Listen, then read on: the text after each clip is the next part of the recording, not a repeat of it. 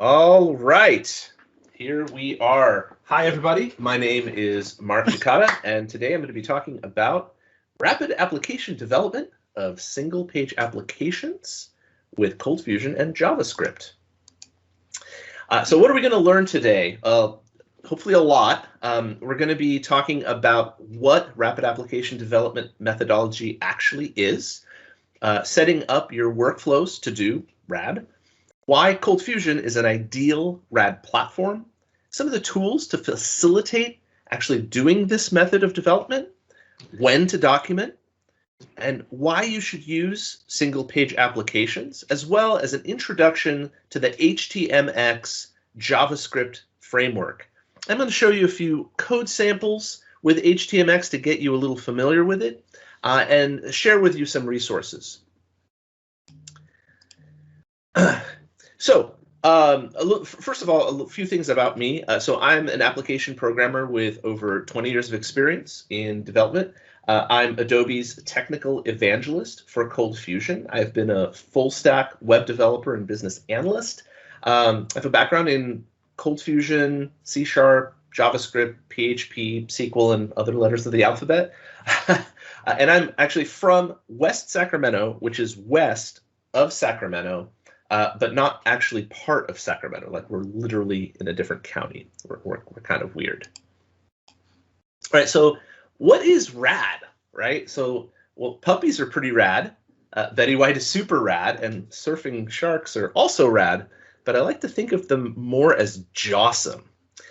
Actually, RAD stands for Rapid Application Development. And a lot of people don't know it's actually a type of agile methodology, a type of project management. And what that really means is that a lot of the things that agile is known for, so time boxing, iterations, rapid reviews, all of these types of things apply to rapid application development methodology. Another name for RAD is something called rapid application building, but RAB isn't as rad as RAD. RAD methodology generally focuses on active building over excessive planning. So the idea is to generate specifications by prototyping instead of creating prototypes from specs. One of the key aspects is close loops of feedback that focus on iteration. So you get that feedback, you find the faults, and then you quickly refactor. Faults can be, by the way, can be issues found by the clients or actually by the developer as the iterations happen. For example, you might find a more efficient, scalable way to return data from a query, and in your next iteration, you refactor it.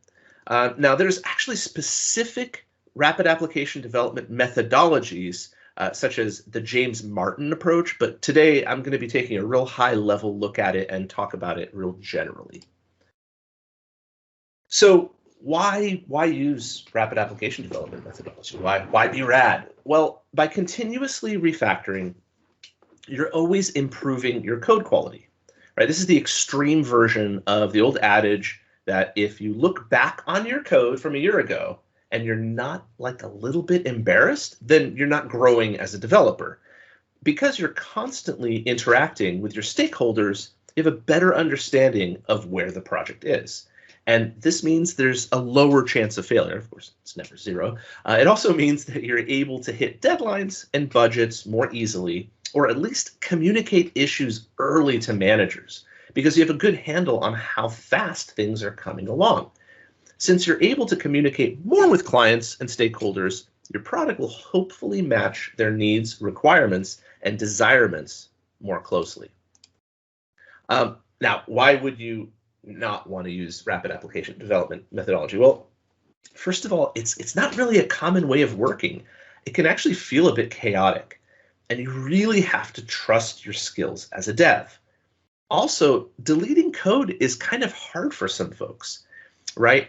It can feel like you've wasted time and effort instead of seeing it as an investment of energy that has moved you forward. Sometimes you can miss non-interaction requirements too. And these are things behind the scenes in your application which are not easily visible to the end user, but they're critical to the functionality of the application. It also requires a lot of time and effort, investment from stakeholders. Like sometimes they just want to throw money at something and get it done. In RAD, you must have client feedback participation, or your risk of failure pretty much goes stratospheric. Also, if your developers are not very good, they might try to throw stuff at the wall and just see what sticks.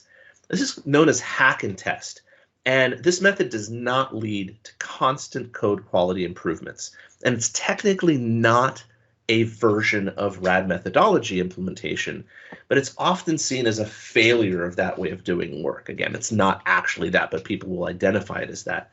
And finally, unplanned microtransactional design can occasionally cause issues with scaling. And a developer with strong architectural skills can avoid this issue. So what are the best fits? Well, really, RAD fits best into smaller, leaner, faster projects. Huge monolithic beasts kind of begin to fall off the rails without seriously experienced rapid application development methodology developers working on them. You're going to need experienced devs or juniors with very strong mentorship and senior support who know how to communicate. Applications that are UI heavy actually work really well in RAD. You probably want to avoid applications which can have serious repercussions on health and safety simply due to the risk of non-interaction system failures during development. So what might a workflow look like? Well, when you're building out your workflow, it's really important to think about the life cycle of your iterations. And I'll say that again, it's important to think about the life cycle of your iterations, not the life cycle of your application. You want to focus on something known as time to screen. The less steps, usually, the better. You want to try to keep things simple while still leveraging your available tools.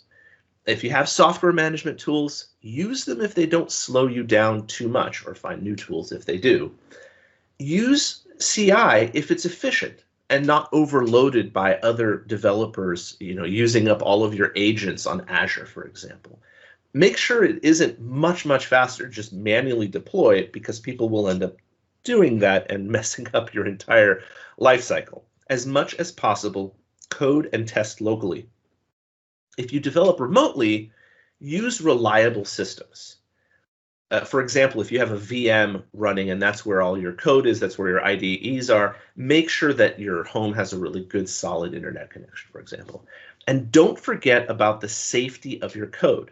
You're going to be deleting a lot. You need that history. Check in and sync often. The source of truth actually needs to be in a repo. So what does like a RAD workflow look like? Well, this is a really simplified workflow diagram. And this is just one very basic possible example. The idea is you'd be developing locally and committing up to a Git repo, and then the testing server would almost immediately be available via pull request. On the local machine, you'd have your IDE, a local CF server, a local DB if possible, and a DB compare tool. And I like the ones from Redgate. Those work really well for me. And then, of course, some form of Git tool or plugin. I use something called GitLens in VS Code. And by the way, we are coming out with a VS Code plugin for ColdFusion. Expect that by about the end of the year. It's going to be amazing. Right, so why is ColdFusion a good RAD framework? Like when people unfamiliar with ColdFusion come up to you and say, oh, why do you use ColdFusion? We often answer, well, it's a rapid application development language. That's what makes it really good. But why is that? Like, why is ColdFusion really good for this particular use case? Well, the short answer is that ColdFusion is designed at its core from the very beginning for speed of development. The black boxy tags, the functions, they're all designed to help you do more with less, to make the difficult things easy, and to get things to screen very quickly. In fact, the original intent for ColdFusion, when it was first developed over 25 years ago, was to make it as easy as possible to get data out of a database and up onto a screen in a web browser. It includes a number of shortcuts, such as automatic getters and setters. CF also supports a wide variety of coding methods. You can code tag-based. You can code script-based. You can use Java. You can use CF just to get data and expose it via APIs. And the just-in-time compilation is also a time saver that we actually normally don't really think much about. In C#, the time to compile is often very intrusive depending on the speed of your machine and the size of your code set. And that doesn't count all the times when you refresh your web browser only to realize, I didn't build. You have to go back and build and then refresh again. It's a huge pain. I've done it way more times than I want to admit. Now, if you do use a tag-based approach to coding in ColdFusion, you can often minimize the number of total lines of code, of course, at the expense of following a more modern methodology. For me, I tend to mix mine up, and I use scripts and tags where I feel they work best for prototyping and then refactor towards scripting later on when I'm ready to get things closer to production. And as I mentioned also, CF is great at creating endpoints for your front-end code to consume. So what are some of the tools that you're going to use as a ColdFusion developer doing RAD? Well, obviously you need an IDE.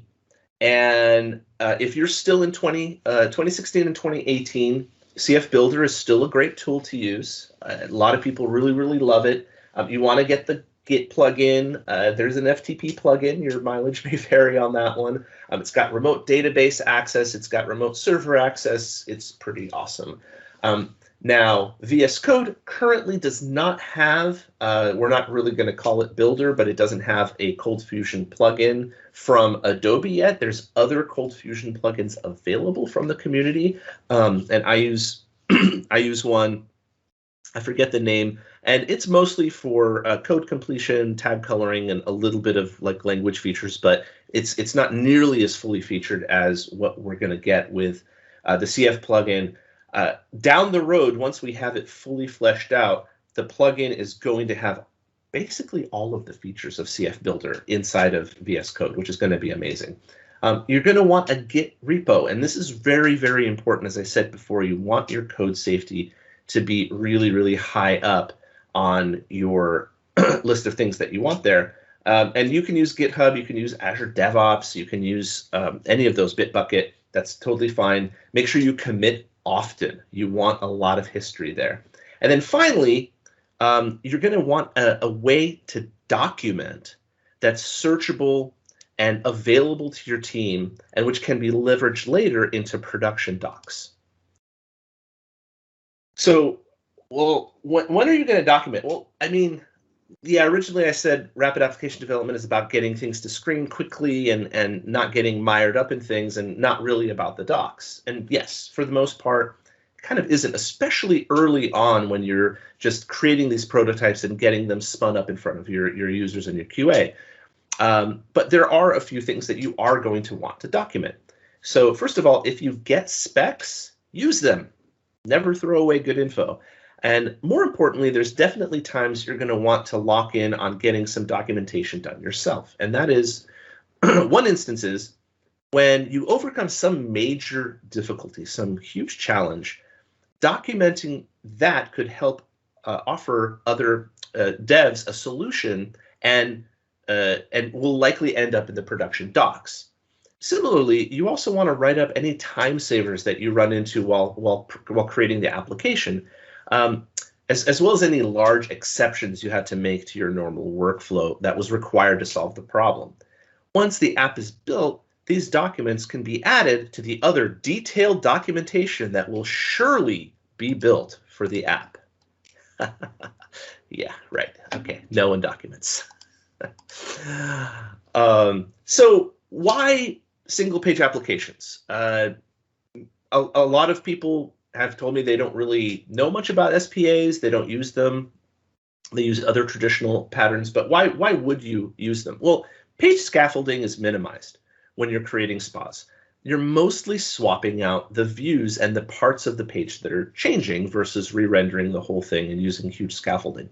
And while prototyping, generally speaking, state management is really not as big of a deal as when it is when you go into production, have a production-ready app. Often, you're just kind of windowing features, and you can ask end users to focus on particular items or functionality.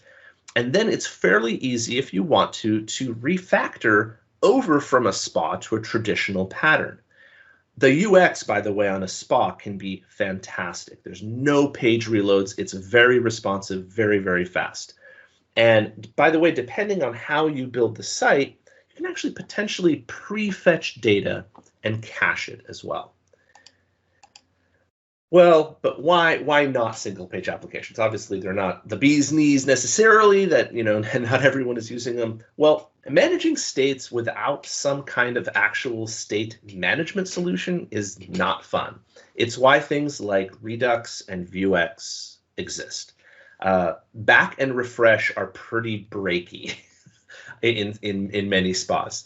It's also not for all site types. It's much better for something I like to call tool type apps, where you have a particular thing that you need to do, like you need to pay your bill, or you need to maybe upload a check to your bank. And then once you're done, you're out. It's very, very good for that. Also, if you're not using some kind of front-end tool to load as needed, the initial page load can be not super great. It can actually take a while for everything to download and then let you flip through all of the different views. And finally, most devs are really not used to building in the SPA format. So if you're moving to it or trying it out, you will experience discomfort, and it'll take a little bit longer for you to wrap your mind around actually creating things that way. All right, so what is HTMX? HTMX allows you to access AJAX, CSS transitions, WebSockets, and server-send events directly in HTML using attributes, so that you can build modern user interfaces with the simplicity and power of hypertext. Now, that's coming straight from Carson Gross, the inventor of HTMX, but in short, HTMX finally allows hypertext markup language to be truly hypertext. It actually extends it into what the original intent of HTML was. It uses common standards, and it can be added as needed throughout your site. For some requirements, you can actually use it without having to write much JavaScript at all, or just none. You just add a few attributes. It's compatible with any middleware tech, originally designed for use with PHP, and it actually looks very much like tag-based ColdFusion. It's very approachable for ColdFusion people that are coming into it. And of course, it works great for rapid application development. Duh, that's why I'm talking about it, right? And it was developed, as I mentioned, by Carson Gross, who is from Sacramento, California, who is a great guy. He actually has a great Discord that he's active on. If you ever want to drop in and say hi, if you have questions about HTMX, he's very, very responsive. So why would you use HTMX? Well, as I said, it integrates really well with CF. It's very unobtrusive. It doesn't really get in your way. And the things that you can do with it are very powerful, but also very simple, which is a great combination to have in a tool. You can use it where you want, when you want, how you want. And getting it into your app is super, super fast. And I'm not sure where they are in their versioning right now. I believe they're at least in version 1, pretty deep into it. And so it's mature enough to use in production. It's actually used currently at a university in California that I used to work at.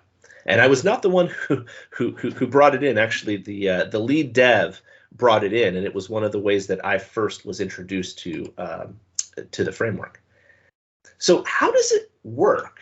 So I'm going to go through here, and I'm going to kind of go in here. So very basically, it overwrites the verb for a DOM object. What the heck does that mean? Well, so generally speaking, forms post. hrefs get. Those are their verbs. But with HTMX, you can make anything inside of your page use any verb you want. Though for the most part, I found in use, you'll mostly be getting and posting. So what do we have here? This is a bit of code, and what it kind of looks like is just an href, except there's no href. Instead of the href, we have hx get, button click. And what does that do? Well, so what would happen is when you actually clicked that button, it would replace click me, the contents of the tag, with whatever was returned from the endpoint at button click. So let me see. Let me kind of show you.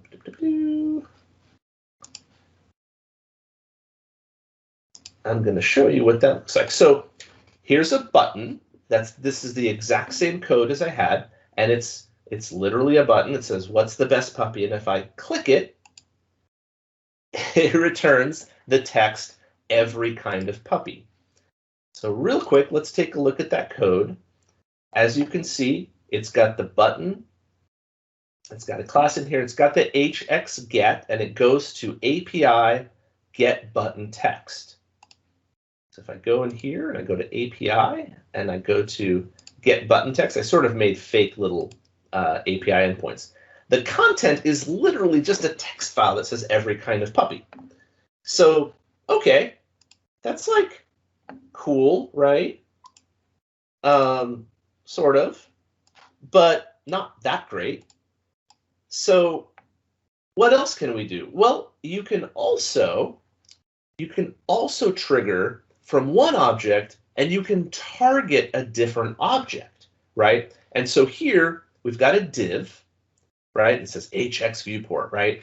And then in here I've got a few different buttons. I'm going to show you an example with just one button. So here I have a button. Again, it says, "What's the best puppy?" And right underneath it is an empty div. And I'm going to click it, and it's going to pull the same contents of that same endpoint into this div. I'll show you that real quick. Here, this was index 2. So as you can see, there's an hx target and an hx get. So this is where it's coming from. This is the DOM object I'm targeting, and I've got the div here that I'm targeting, and it just goes right in.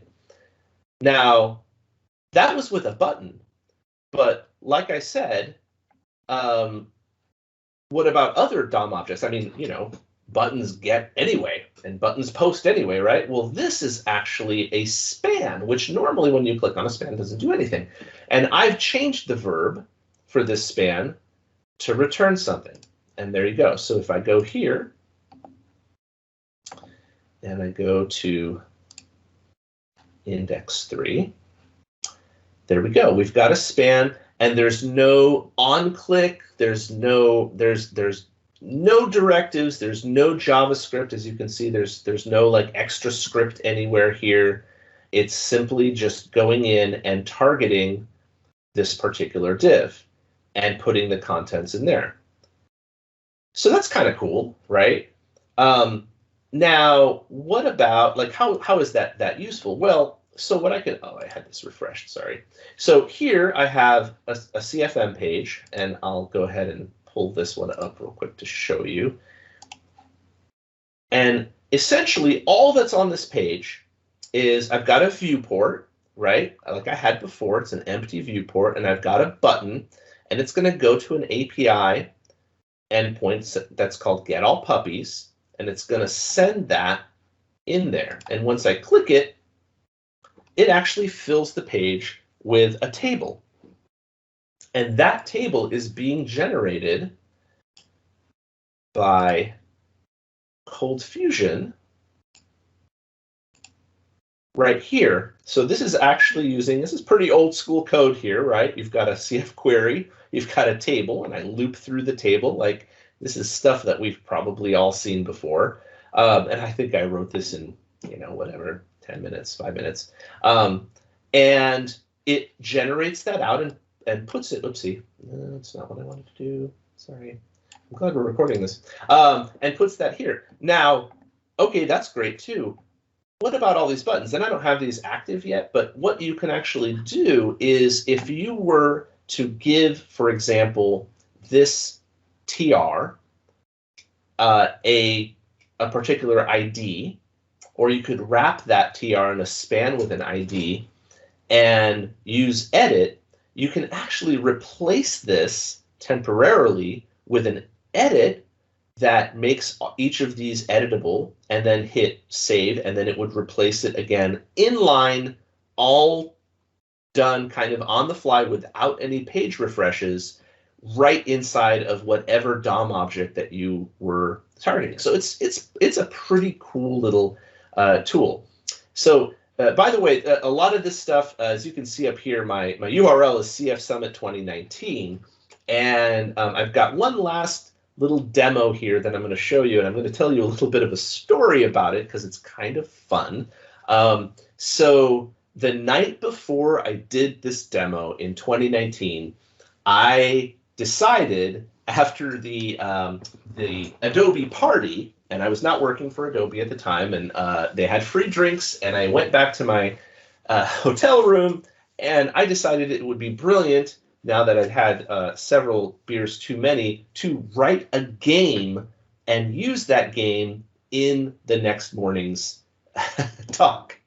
And I did. And this is actually the game. And it uses ColdFusion, and it uses HTMX, and it's a silly game that's essentially impossible to win. And it works like this. Each of these boxes, if you click on them, will go out and randomly get the image of a puppy. So there's one. And what you want to do is you want to keep clicking these and not get it to match. So it's sort of the opposite of the card match game. And if you can get it so that all of these are different, you win. Every time you match one, though, you get a point, and the lowest score wins. So I'm going to click, OK. So I've got two different puppies. That's three. OK, that's pretty good. Oh, and I just got one. I scored a point. And then you restart. So very silly, exactly the type of thing that one might program after a few beers too many. But let's look at the code. And I did this literally in maybe an hour of planning it out, and then another maybe 2 hours of coding.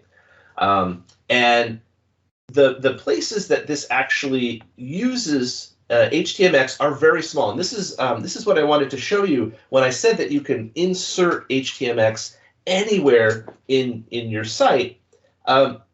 Basically, I'm only using it on the divs themselves, which again, a div normally does not have any kind of verb attached to it. It's verbless, right? It doesn't do anything when clicked on. So I'm doing an HTX or an HX get on each of them to the API with the endpoint pooch match, which is the name. It's definitely registered and trademarked, so please no one try and go out and get it. And all that endpoint does is it creates a random number and grabs an image from one of these and sends it back, and then actually uses a little bit of JavaScript that I wrote to do the actual tracking of which of these you saw. So you can see here I've got, my puppy score is 1, and as I click through, you'll also notice it's identifying the dog that's being shown up. So like this is pup 5, and so I've got one of those showing. That's pup 7. And that just and that's all just JavaScript, right? But this is a single page app. It's not really going out and doing anything. If I were to have a menu of some kind, I would just wrap all of this in a viewport div and replace the content as needed. I've built several games that way. Maybe at some point in the future, I'll show you all. I built a game where the point of the game is to actually match colors using RGB sliders. As you're flying a spaceship. It's very silly. It's very, very fun.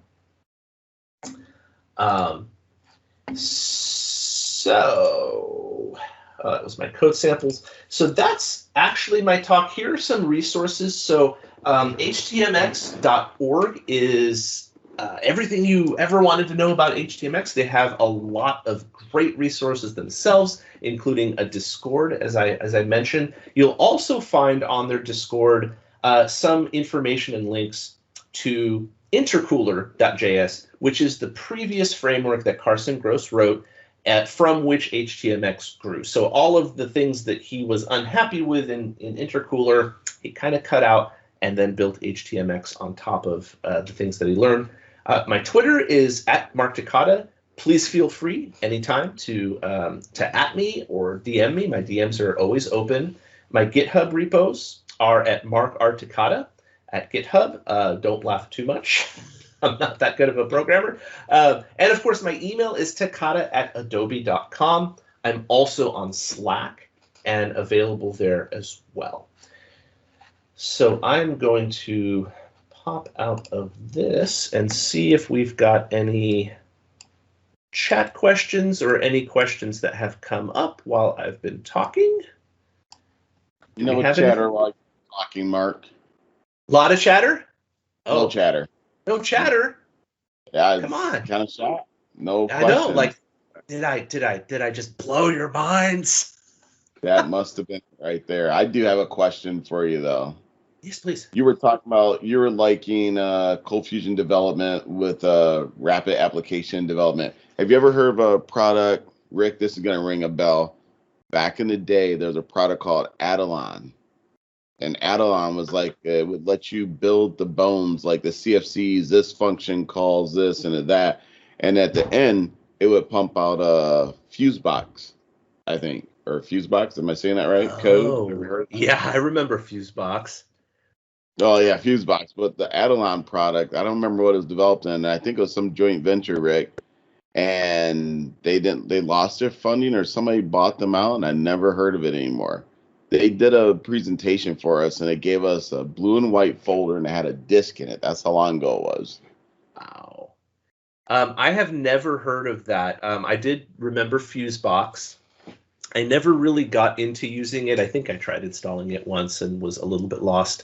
But I do like the idea of code generators. I think they're actually really, really nice. I'm also kind of a big fan of low-code, no-code solutions, especially if you can use them to generate code, which you then add on to. A lot of us, again, like we scaffold a ton of stuff, right? Every time I scaffold a new site, I go to one of my old ones, I copy and paste the majority of the things, update all the JS.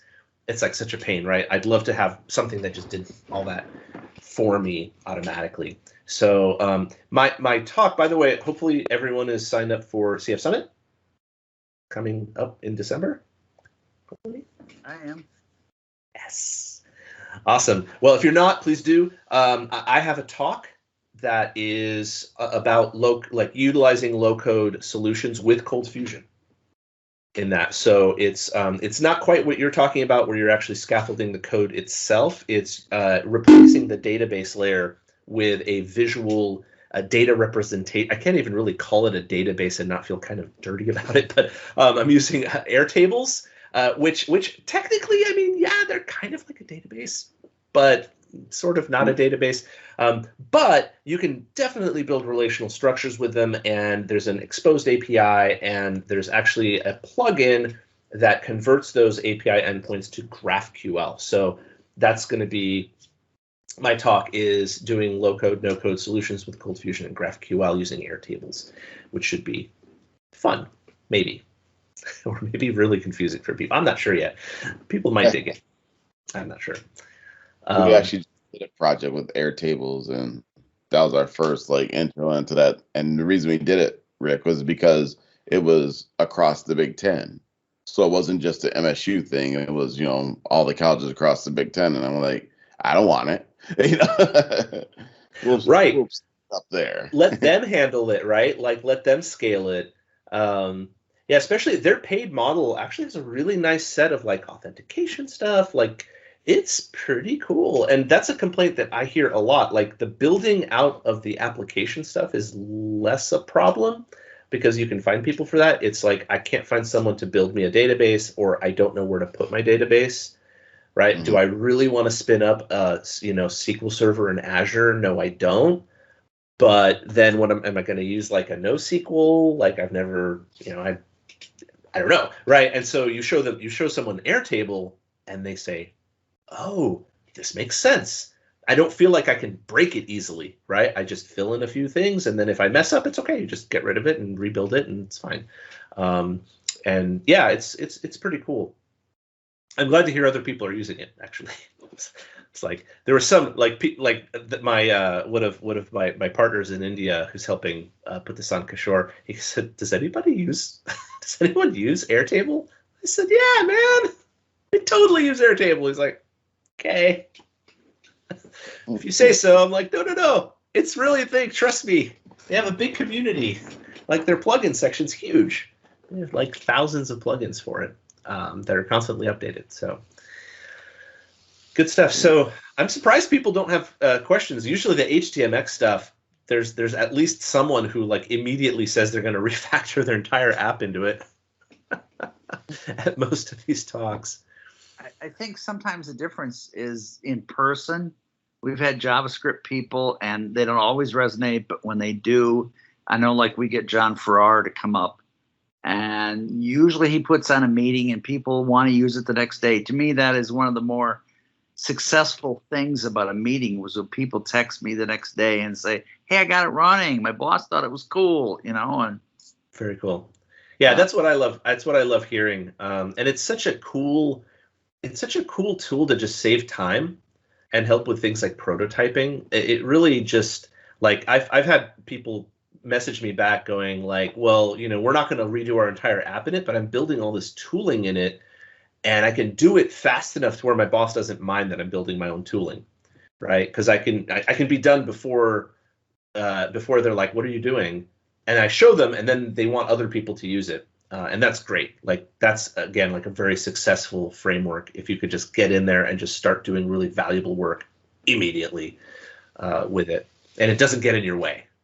Right. Like that's the other great thing, right? Like some of these frameworks, I mean, Angular just kind of makes me blink. Like setting up Angular to just get it running is just like, come on. Okay, like React's a little bit easier, create React app, right? That's fine. But some of the Vue myself, and believe me, I've got stuck with Vue, but it's easier to get out than it would be with React or Angular. Yeah. Vue reminds me a little bit of like actually the old version of HTMX Intercooler. It's like a very advanced version of Intercooler was still very simple. But it had a little more interaction, and that was one of the things Carson didn't like. Like he doesn't want HTMX to be a JavaScript framework per se. I mean, it is just because it needs to run on something, but he doesn't want it to feel like one. He doesn't really want it to act like one. He wants it to do the things that HTML probably should have done originally, and literally nothing else. There's a concept called Hadios, which is hypertext as the manager of state or something like that he harps on quite a bit. And that's really what he designed it to be, is that sort of manager of state. So it looks like Jade might have a question, or they fell asleep and their face is on their keyboard. What are the two? No. I do have a question for you for prototyping. You keep talking about this. Oh, Jade's question didn't come in, but I'll finish this up. We use Adobe XD, and I found that to be very beneficial. And the reason I say that is because I'm an IT guy who's stuck in marketing. So I'm surrounded by a bunch of marketing types that have a bunch of ideas all the time, and then I got to translate quickly. Okay, this is how we can like present this on the web. This is what we could do. And XD, I would say, even though I think it's just advanced image mapping, hey, long as it gets the point across and lets us get down to development so that we have some quasi specs to get going with, Because I mean, back in the day, and I'm pretty sure all the developers in the room can attest to this, we'll collect requirements and specs from the partner or the client or the collaborator, and we hear nothing. But as soon as I lay down the code and it goes to that point that you said that people don't want to delete their code, then they have everything to say. And you're thinking to yourself, like, hell, we're 70% of the way there. And they're like, no, you got it wrong. Go all the way back to zero and let's start again. Right. Yes. Yeah. So what was your question though? Was there a question there? Or? What's your thoughts on XD? And Gotcha. So I love XD. I adore XD, and I used to hate it. So I didn't get XD when I first started using it. I wanted to. I'm a UX guy, right? Like I should love XD, and I tried using it, and literally, I was just flummoxed. I was just so confused by it. It took me actually going to. I had the chance to go to Max, Adobe Max, a few years back, and was able to take a few classes. And it took literally 2.5 classes before I began to actually understand the power that lies inside of XD. And now it's my go-to tool of choice to do pre-code prototyping, where I'm actually generating like semi-working things. I like to use it with users to kind of show them how I feel the workflow should go, without them getting all mired up in like, oh, I'm in the wrong browser, or oh, I hit back or refresh or whatever. Like they don't really have the option or opportunity to do that. They just do I click this button. This is how you would go here. Oh, this text is wrong. Well, this text is an image, so don't worry about it. It's for placement only, right? And I built like lots and lots of apps that way. It's really great. What I wanted to say, though, was something that XD has right now is plugins for doing export. So you can export into Kotlin, you can export into Dart, you can export into like HTML and CSS. What we don't have is a ColdFusion export, and I'm working on that.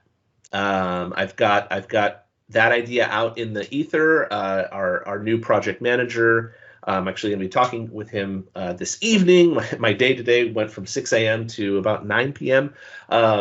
Because of time zones, and we'll be talking about that and many other things. But that's something that, and it's really good to hear that the community is using these tools right alongside ColdFusion. That's what I want to hear. I want to know that people are using things inside the ecosystem that are maybe kind of siloed in their own places, so that I can bridge those silos and make it easier and more powerful for you to use those things together. Like that's what I want. I want you to be able to XD prototype a bunch of stuff and have your clients, your customers, your stakeholders say, yes, that's exactly what I want, Randy.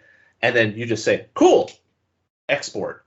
Poof, you've got a bunch of CFCs that are all kind of scaffolded out. You have a bunch of pages that are all scaffolded out. Obviously, they don't have all of your logic code. They don't have your data access code, but that's okay. If I save you 15% of your work, it's 15% of your time that you get back, right? And that's really, it's never going to be 100%, or we wouldn't have jobs, but we want to make it as easy and powerful as possible to use these tools side by side. So Jade actually didn't have a question, was just thanking me for the presentation, and they're going to check out HTMX. So XD, the new Flash catalyst, right? Yeah. I was actually a Flash developer back in the day. I knew ActionScript and was working on pulling like database information and pulling it into Flash, like real cutting edge stuff. So I was very sad when Flash kind of went the way of the dodo and disappeared off the face of the earth a little bit there. Of course, we have lots of other things that have replaced it, right? Like we've got, HTML5 and all those other things. And plus, of course, everyone went mobile native, which, that's a whole thing in and of itself, which I'd love to make ColdFusion work a little bit more easily and seamlessly with native apps, but that's a whole other presentation. So when's that plugin gonna be ready for XD and kicking out, ColdFusion code? Well, it's currently just a wonderful idea kicking around in my head and amongst some of the higher level managers in the ColdFusion group. So I can tell you it's getting lots and lots and lots of very positive feedback from folks. Whether it makes it into our roadmap, I don't know. We've got a very interesting, so as far as I know, I could be wrong, so don't sue me if this doesn't happen. There will be a ColdFusion 2022. Yeah, we are sticking to our 2-year release cycle, and of course, you're like, wait a minute, it's 2021, right? Well, 2021 should have been 2020. It was released in 2020. Just nobody on the planet wants to name anything 2020, right? It's like bad juju, right? Like super bad stuff. Not that 2021 has been all that much better, but we didn't know that when we named it. So there will be something in 2022, but we've been without a project manager for 6 months. They are scrambling and working their tail off to get something in place. So not everything maybe will make it into that. Hopefully this one makes it. This is something that we could probably even hire externally. We could bring in another team to work on because it's not necessarily a ColdFusion internal project. It would be working on an XD plugin, so that could take some of the weight off of us. I don't know. I'd love to see it though. I'm a big proponent of it. I'm a big fan of that idea, and I think it would really help a lot of people use XD more. But also, if you currently use XD and ColdFusion, it would make your life way easier as well. I use another product by an ex. I'm trying to think of it now. It's an ex Adobe engineer. What is his name? He's in Italy. Well, let's see. Sketch? No. Acture? No. This will.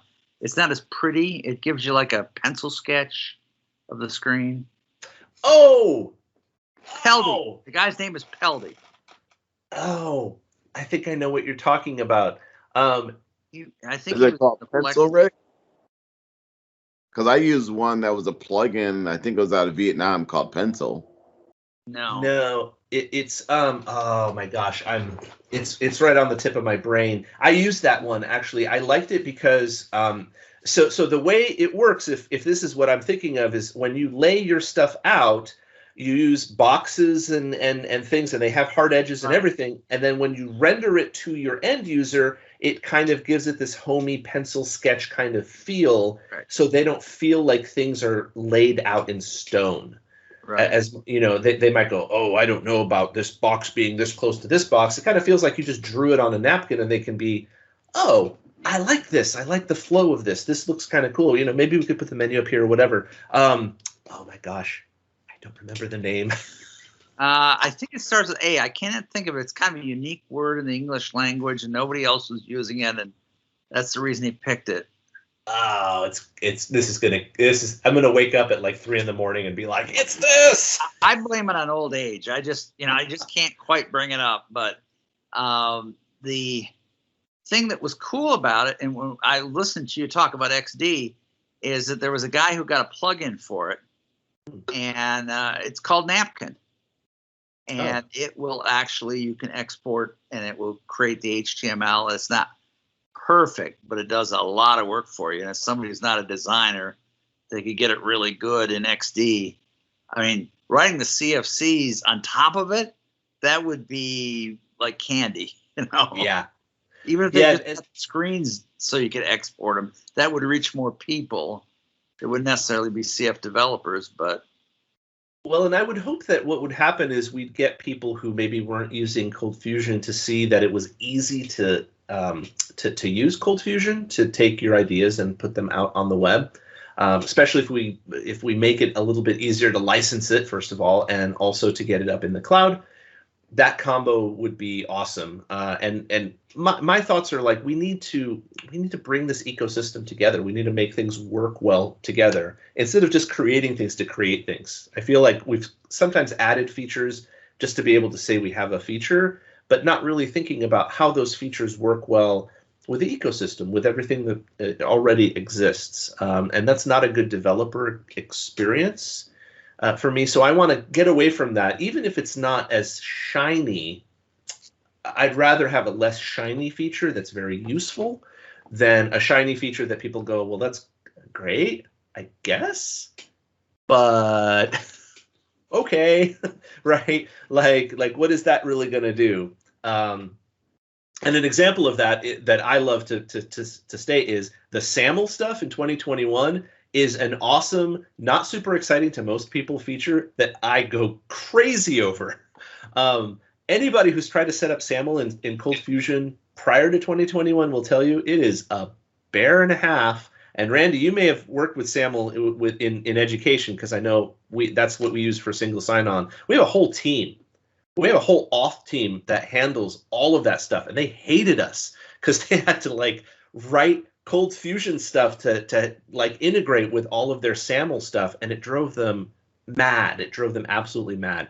So now it's like, oh, well, you just set up a provider and set this up, and ta-da! You've got SAML integration, and you're off to the races.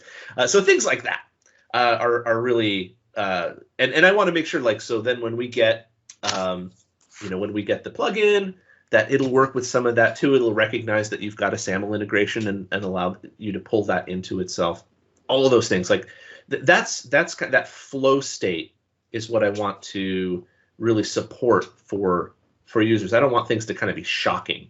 Like right now, it is kind of shocking to have to come out of your code and go set something up in Administrator a little bit. It'd be nice if that wasn't the case, right? If you, and obviously, of course, you can do things inside of, you can use the admin API, but that's a little bit advanced. And you can also put stuff in your application.cfc, which might not be what you actually want, right? Like maybe you don't want to expose all your auth stuff inside of a file that's sitting in your file system, right? Maybe you don't want your developers knowing your cloud password, right? And they don't have access to Administrator. So you can create an object with all the auth stuff in the Administrator and just give them the object name, and you don't have to worry about that anymore. Yep. Nick, you got anything to contribute? Well, so you kind of, sorry, I missed most of the presentation, but you mentioned briefly there some possible changes to the licensing and all that stuff. I know I've been very vocal to some of the folks that, really at this time, the way the licensing reads, you really can't legally deploy CF on like AWS or a lot of the cloud providers without entering into custom agreements with Adobe. Sort of. That's sort of true, depending on how you put it out there. And we do have a cloud license now. We have a cloud licensing model, which is new, fairly new. So you may not have been exposed to it. But yes, you're correct. But that's the one that requires you to get the Adobe AW or AMIs and that type of stuff and purchase it through their marketplace, right? For AWS, right now we're using Coalesce's AMI. Right. But you can also deploy using containers without using the AMI. Kind of, yeah. Kind of. I mean, you have to use the J2W and you have to use Enterprise. And again, I'm not happy with the licensing. I really want to change it. It's frankly stupidly complex. And I'm like told over and over, like, don't talk about licensing, like don't give people details because you probably don't know what the actual answer is, and they're right. Because I'm like, God, you guys, like, why does it take a whole worksheet to figure out what someone's license needs to be? Totally right. Now we are on Azure. We've got a new thing that's coming out, which I swear, like, it was supposed to be out like weeks ago. It's driving me crazy. I was supposed to do a whole talk on it. I don't know if you guys caught my cloud talk where I had to like make it up an hour before because nobody handed me the preview. But on Azure, we're actually going to have a VMI that's an Adobe VMI that you can spin up into Azure like very easily and deploy it and use it that way. It's not like a third party or anything like that. And that should be fairly easy, and it scales. You could choose the VM size and all that good stuff. And of course, you can use containers as well. But again, it should be easier. And then of course we come up with the whole like content box, like, is content box a containerization framework? Yes, no, maybe. It's not Docker, right? And so we get questions on that, especially if it's running in the cloud, because suddenly you have virtual CPUs, and if you're scaling, those change. Yeah, good times. Yeah, that's a lot of what I run into, where, like, very clearly in the licensing it says, this license is based off the physical number of CPUs, and I'm like, well, that's not something I can even know about. Like, that's not cloud compatible even. And yeah, so sorry, so when you said earlier about the AMI, so there is another license other than the AMI that is actually based on cloud, but you do have to contact the sales team to use it.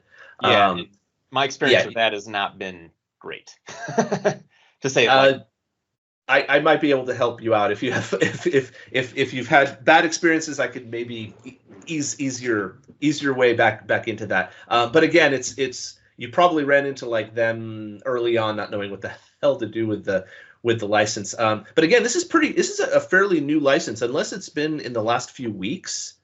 Then, because that's when it went live. Like, we have not offered the virtual core license on cloud before. Yeah, this was like a year or so when 2021 kind of came out, when they said that they redid stuff, and my team kind of asked them, and they were like, the first question out of the sales group team or their sales team was, well, how much is your yearly revenue for your organization? I'm like, well, we're a nonprofit, so zero. Unless you're talking about, what do we have? And then it's like, we're a billion, $2 billion enterprise. And it's like somewhere in between. And they're like, they kind of just walk away, and they're like, well, nonprofit doesn't really matter. So they just kind of they just stopped answering phone calls. So it was bizarre. Well, we're not going to do that anymore. Right. Because I don't play that game. I'm all about customer service. So you've got all my info, so feel free to call me and email me and Slack me, and we can get you guys set up. But this is a new thing. It's based on virtual cores. It allows for scaling. It actually has in the licensing it actually says, like, in the text, the average number, because obviously you scale up and down. It has stuff in there for if you have backups, if you have disaster recovery, which is a very common thing that you have, as long as it's cold. If your DR is cold, you don't have to pay a licensing fee for those machines. That was something that came up a lot. Like, people would set up these machines, and then there'd be a question of whether they were supposed to be licensed or not, right? And that's literally now in the text. So let me know, because we can get you guys set up and get all that stuff corrected. I'm here to fix problems of the past and get people happier again, because that's what I'm just about, being happy. That's what I am. That's who I am. I'm a happy guy. So am I understanding this right? The AMI, did I get that right? Yeah. Amazon Machine Image. Yeah. Gotcha. Is new to the license, because I mean, that's one of those things where I'm like sitting on the fence. Nick would be like, come on over, Randy. The water's good over here in the Lucy world. Come on over. You ain't got to worry about that nonsense. You can scale. You can go up here. License. What license, Randy? So now you're telling me. I mean, I don't mind Adobe making money. I get this. You know what I mean? It's just, you're going to have to make this like a little bit more straightforward as far as that licensing, instead of giving me headaches. Yeah, the AMI is really straightforward. The AMI is super straight. I mean, it is. Even I can figure it out. That one's really easy. The VMI I can't speak to yet, because I haven't actually seen the damn thing. I want to. But if like, for example, some places prefer Azure, right? Some places prefer some schools prefer AWS. I feel like most folks go to AWS. But on AWS, we have an AMI with them. And there are two separate things, by the way, Randy. So there's an AMI, there's an Adobe Machine Image, and I did a talk on it. Oh gosh, I did a webinar that should be up, and I can find you a link, and I'll send it over on Slack. But it's like, it couldn't be easier to spin up. You just you sub, you choose the size of your machine, you answer a couple questions on the screen, and you're like running. Like, you are off to the races. Your costs are outlined, and your costs are based on a combination of the subscription cost per hour and the size of your machine. Obviously, like, if you're running, and it'll actually run on the Amazon free tier. So and you get a month free usage on the sub. So if you just want to like go there and spin one up and screw around on it, you can do that for 30 days, and then before the 30 days is over, just poof, kill it, and it's like it never existed. You won't get charged. So I actually use, funny story, I actually use Amazon kind of on my own to do demos and things, because using the Adobe stuff is a little hard. The cloud team is kind of difficult to get past as gatekeepers, so I just do my own. So for all the demos that I have done so far for Adobe over the last 7 months, I have paid a grand total of 35 cents. So, and of course, I'm spinning things up for like an hour or two at a time. Your costs will vary and they'll be different. But I've, like what you'll do is you'll pay some of the, I don't spin up the free tier because it's too slow for me. I'll spin up an M5 just because I want my demo to run in the time allotted, right? I tried doing the free tier one at my last webinar, and I'm sitting there going, oh my God, I'm never doing this again. Come on. It's like someone's Casio watch running ColdFusion or something, right? But just to screw around on, it's fine. And again, it's free.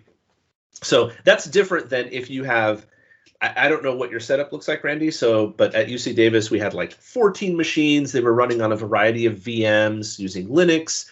They were behind F5. They were, so they had kind of a little bit of a crazy setup. Something like that, you'd probably want to talk to the sales team and say, okay, this is the setup that I'm going to have. It's going to be sitting behind this. What should which cloud setup should I use? Like which machines should I use? How do I set up a caching engine? How do I set up a load balancer? Do I do load balancing or do I buy a bigger machine? Right? Those are all questions that they can help answer. And we actually have we have a really awesome Amazon. We have an insider, this guy named Sammy Hoda. I don't know if you guys know Sammy. So Sammy is an old school ColdFusion guy from 15 years ago, who is now in Amazon, and he's working in Amazon. He's like our ColdFusion guru inside of Amazon, and it's awesome because he's doing all sorts of really great things for us. So if you have questions about running ColdFusion in Amazon, you can literally email this guy and he'll tell you, okay, this is how you want to set it up. This is how you want to run this. This is the licensing that you're going to want to set, for that. And yeah, so a lot of good things. Again, working on Azure. I wish we had as many resources on Azure as we do on Amazon, because frankly, I actually come from the Azure world because I was doing C# for a real long time in a big block there, and much less ColdFusion, and definitely not a lot of AWS.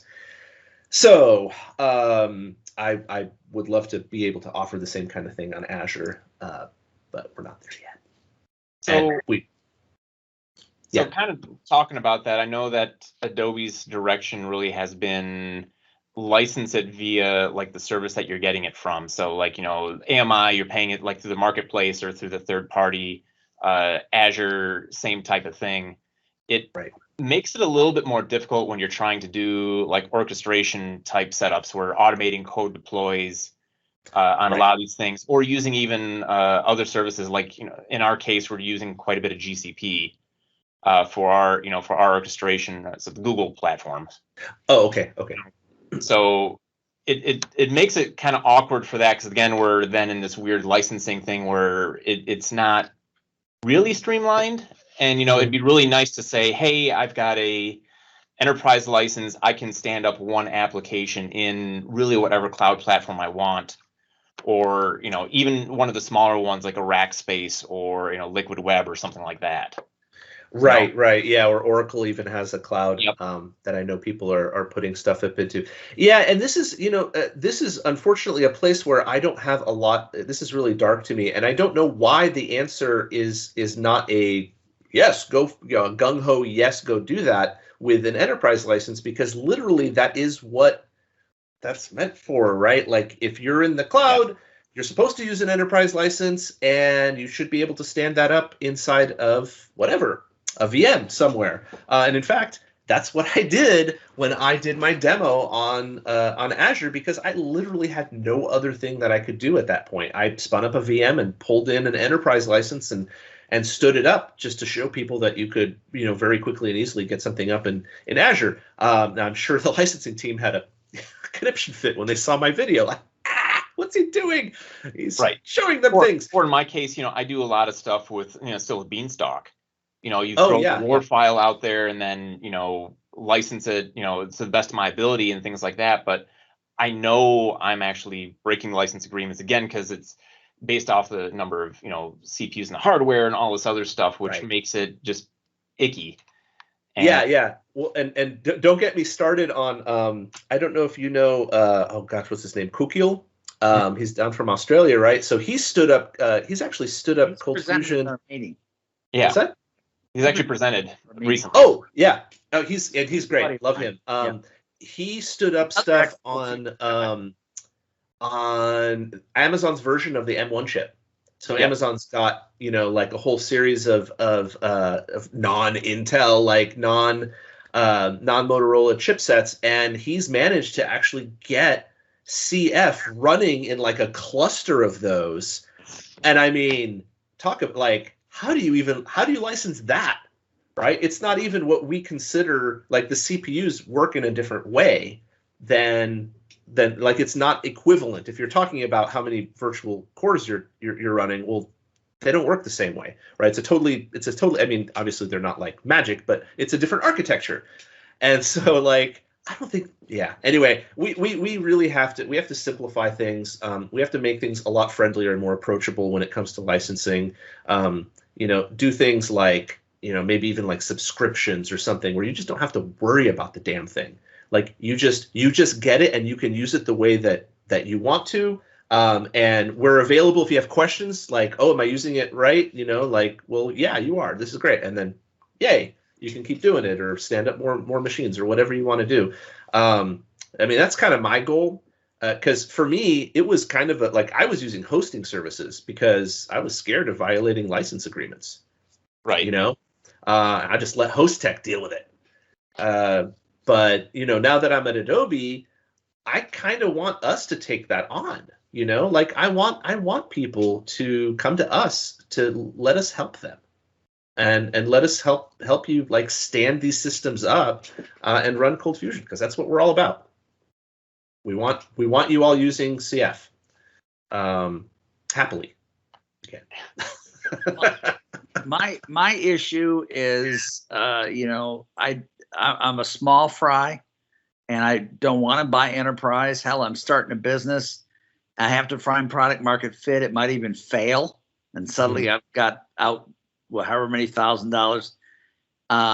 I would like to just be able to stand up a standard, and their answer to that is, well, yeah, but you could fire up a whole bunch of servers and save money over enterprise. And it's like, well, A, I'm not, and B, isn't that up for you to figure it out? Give me a version of the enterprise license that only costs as much as standard if I only use so much a machine. And if I need more machine, I pay up and I can ratchet up, as opposed to paying for enterprise all at once. This is exactly what I'm looking to try and do, is to create scalable solutions. There's no gradient between, even standard is it's thousands of dollars, right? If you're a small startup, if you're like a one-person shop, which a lot of us are. I mean, I was a one-person shop. Takata Tech, that's the URL that I was coming off of, was my old business, right? I can't drop a couple grand and then also drop a few more grand on SQL Server and have all my hosting fees and my VM. Like, I just can't do that until I'm making money. And then later when people are using my product and I'm actually getting revenue, then then I can spend more money and scale it. But there's that. It's like, oh, we'll just go up the steps, but the steps are 300 feet high each, right? Like, you can't get up this. We need lots of steps. We need gradients. We need people to be able to come in and pay, like a smaller fee. And then once you get super successful in your awesome new, Rick's amazing business that you're getting, your ARR goes to $1 million and you've got thousands of clients hitting your stuff. Well, just like the cloud, it scales, right? You're using more bandwidth, you're using more CPUs, you're using more memory, then your costs go up just like they do in the cloud. But of course, it's less than using it on a rack somewhere, and you don't have to worry about your power supply frying or all of the fun things that we had to deal with when we had pizza boxes sitting in, very loud pizza boxes sitting in the back of our cubes because they wouldn't let us in the in the server rooms. Not talking out of experience at all here. Right. So that's again where I'm coming from, which is totally different than where these two guys are coming from. Totally. Yeah, and accommodate. There's way more small guys, and some days they can become big guys. Exactly. Well, and there's small colleges too, right? There's small schools. It's not just the big universities. It's not just the Big Ten. It's not just the UCs that have hundreds of millions or billions of dollars of budget that they can throw around. You've got smaller schools. You've got high schools, right? Like education is incredibly important, and we used to at ColdFusion, we used to have a focus on that, and we kind of lost that a bit by focusing on the really big folks.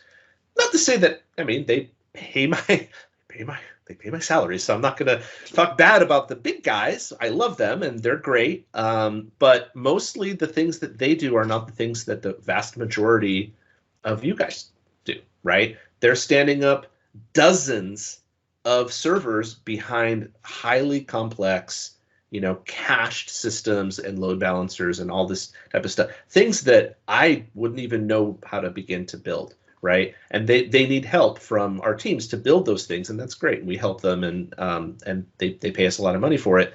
But that's not the general use case that the vast majority of the population has of ColdFusion users. There's a lot more people that just want to stand up a few boxes than dozens. Well, also, what I tried to tell Adobe, and they didn't listen, was that a lot of times you look at these big corporations, how did they start with CF? They had one developer bring CF in. Yep. If you lose the small developers, then they're bringing PHP or something else into the corporation. Node. Gets that, no? Node. They'll bring in JS Node, our evil folks, or C#.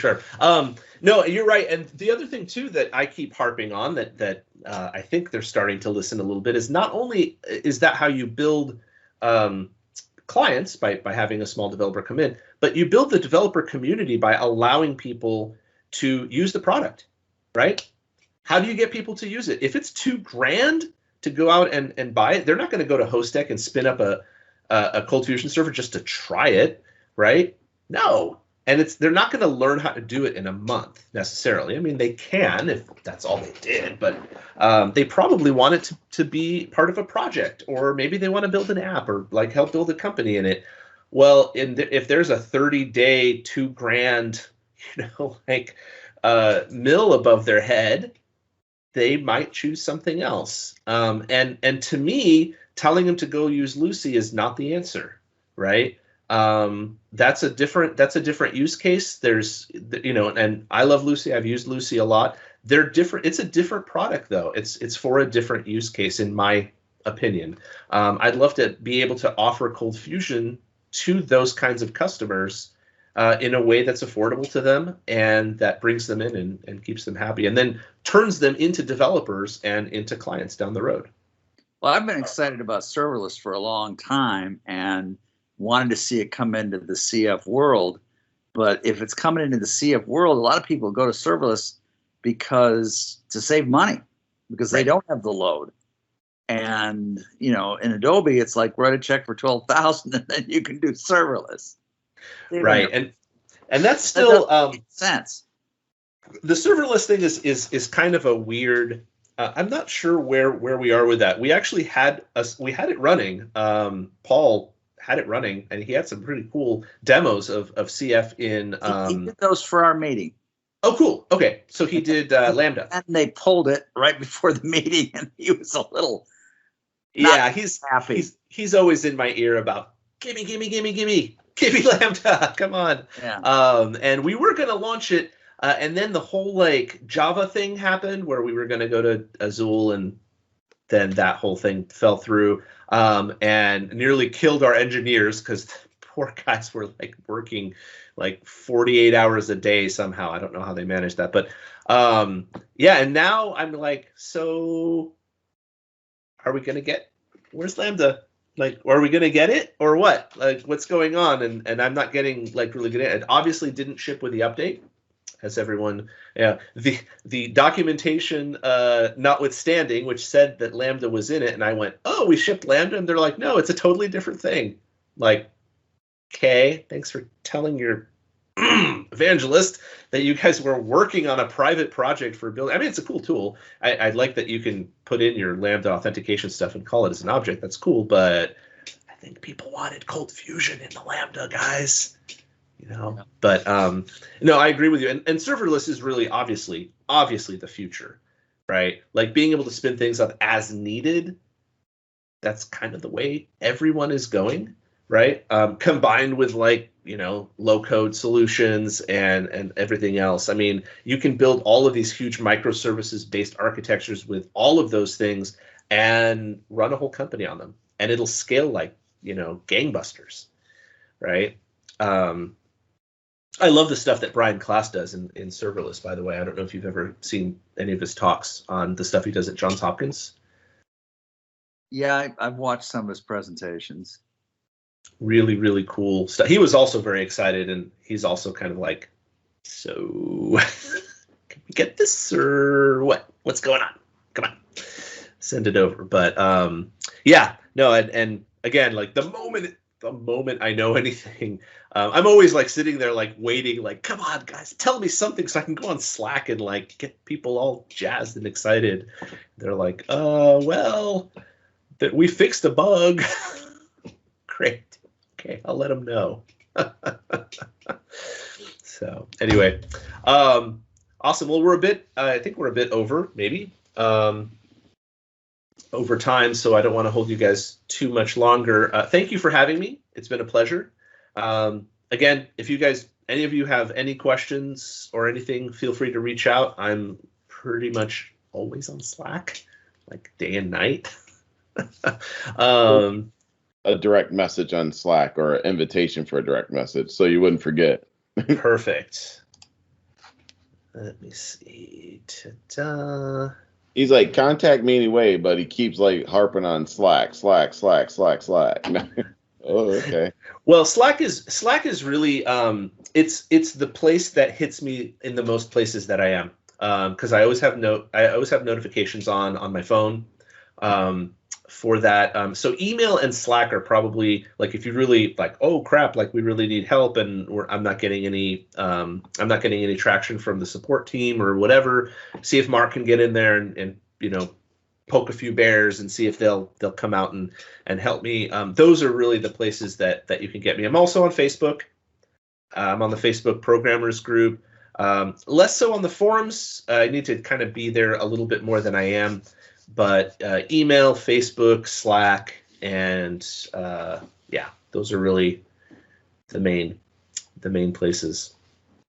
I'll make one plug. You mentioned earlier regarding Adobe and just having like a functionality just to like have it. I am kind of impressed by the Adobe document services. The .io? Yeah. So that's, you know, that's kind of piquing my interest a little. Like, okay, I can see this. They might have it. So I'm not sure if you know. You obviously knew Alicia. Yes. Before, right. The person in this position prior to me, who I'm trying desperately to replace in some kind of fashion. So she is product manager over there for that team.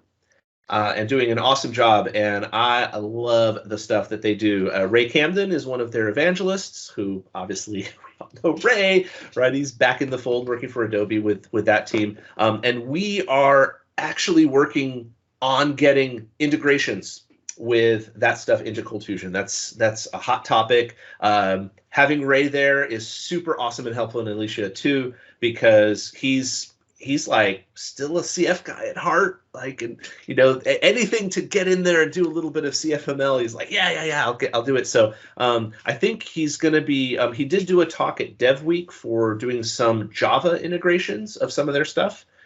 So check that out. I think that should be up on ColdFusion.adobe under webinars, maybe, or under videos. I think it's under videos. So you can check them out there. And down the road, I mean, we want to get integrations with Sign. We'd love to get integrations with the IO PDF stuff. There's going to be stuff coming from, I can't really tell you about it yet because it's not public, but some of the other Adobe products that you've definitely heard of are getting API endpoints that you can send things to and get back really, really cool stuff from. And I want to integrate that stuff into ColdFusion too. So all the things, right? Hopefully we'll be on a roadmap somewhere, maybe 2025. Yeah, it might be a little bit out, or I guess 2024 would be the next release after 2022. I just honestly, I kind of feel bad for the new product manager because he's been put into a somewhat untenable position, right? They're 6 months behind on where we should be with getting this in place because we just didn't hire him until a few weeks ago. And they're trying to play catch up, and they need to ship something next year. So it'll be interesting. One thing, though, that I don't know if this has been announced yet, but YOLO, I'm just going to say it. The product manager will be speaking at the summit.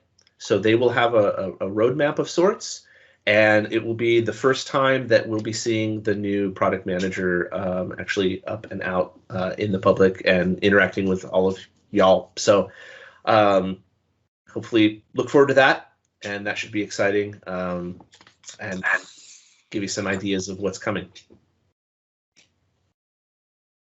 Well, that's something to look forward to attend it. Are you guys registered? I didn't register yet, but I know the guys in my team did, so I'm gonna go ahead and find the time. Very cool. Yeah, definitely don't miss it. It's gonna be great. So I really, just to plug it a little bit, like it was kind of put in my hands this year, mostly because I said gimme. I want to make it as good as possible because it's going to be the first event that I really was able to set up with some kind of forethought. The Dev Week was already set up and ready to go by the time I joined Adobe. And so we have a whole track of really cool stuff that's not actually necessarily ColdFusion, but is very interesting and adjacent to ColdFusion. So things like Jamstack, Gatsby, UX in augmented reality. We've got a speaker coming in for that. Security. We've got someone coming in for, I said Jamstack already. That's 11T is going to be the talk that Ray Camden is going to be doing. So we've got a whole set of talks on one side, and then a whole nother track of all ColdFusion stuff. So it's going to be rad. I think people are going to watch all the recordings because they're not going to be able to choose. Do I watch the ColdFusion? Do I watch the non-ColdFusion? So yeah, and I'm doing a ColdFusion talk myself across from Ray. So definitely come to mine and not his during it because we have a bet, and I don't want to buy him dinner. So no, he's gonna hose me. He's gonna have 14 times the number of people at his thing. That's okay because he's Ray. He's awesome. I wish I could watch his talk, but I'll have to do it on a replay. And hopefully, by the way, hopefully all the videos will be available for replay immediately after them being recorded. We've got a new setup in place for that. So it won't be like last time where it's a month, right? And then you can rewatch them. You should be able to rewatch them pretty much the same day. So if there's somebody I don't know which one to choose, you'll just be able to go ahead and pop over and watch the other one.